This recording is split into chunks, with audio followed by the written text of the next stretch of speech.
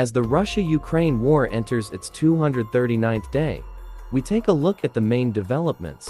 Russian President Vladimir Putin signed a decree imposing martial law in 4 annexed regions of Ukraine: Donetsk, Luhansk, Zaporizhia, and Kherson, and giving additional power to authorities in Russian border regions. The new Russian war commander, Sergei Surovikin, said the situation was tense for his forces, especially around Kherson, as Russian-installed authorities in the region plan to evacuate about 50,000 to 60,000 people over the coming days. Ukrainian officials dubbed the evacuation a propaganda show. Russia warned the United Nations against investigating its use of drones in Ukraine after the United States, France, and the United Kingdom called a closed-door Security Council meeting amid accusation weapons came from Iran and were used in violation of arms restrictions. A Russian missile attack has hit a major thermal power station in the city of Burstin in western Ukraine. Local Governor Svitlana Onyshchuk said after the latest in a wave of attacks on critical infrastructure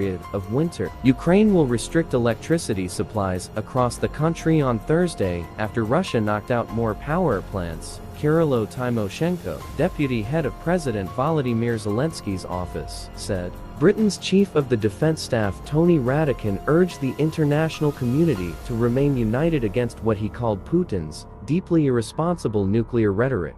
The European Parliament awarded the people of Ukraine the Sakharov Prize for Freedom of Thought, named after Soviet dissident Andrei Sakharov. Ursula von der Leyen, president of the European Commission, called Russia's attacks on power stations and other infrastructure in Ukraine acts of pure terror that amount to war crimes. Finance Minister Ishaq Dar said Pakistan was considering being discounted Russian oil after catastrophic floods in recent months cost the country tens of billions of dollars, adding, "If India is buying oil from Russia, we also have a right to do so." The US has imposed new sanctions on Russia, targeting a network that Washington accused of procuring military and dual-use technologies from US manufacturers and supplying them to Russian users. European Union governments provisionally agreed to impose sanctions on 8 people and entities over the alleged use of Iranian-made drones in Russian attacks on Ukraine,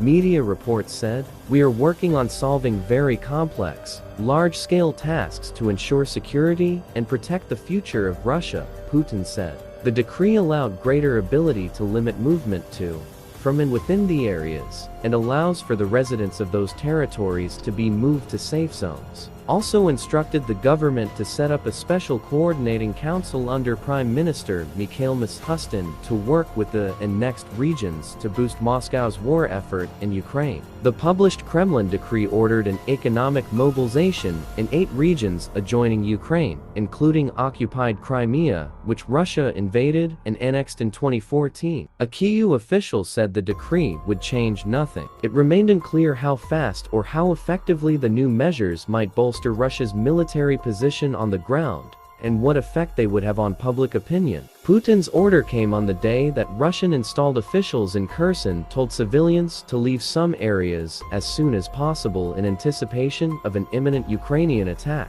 Local officials said they were planning to move up to 60,000 civilians from Kherson across a period of approximately 6 days. Al Jazeera's Mohammed Val, reporting from Moscow, said the new measures will mean more restrictions on the movement of people. It will mean the military and local administrations will have the right to do what they want in terms of how people move around or restrict them from gathering, Val said. According to him, the mobilization in the annexed regions will now be total mobilization instead of partial mobilization, which has taken place across Russia. Ukrainian Gainshev forced Putin into a series of escalating steps within the past month.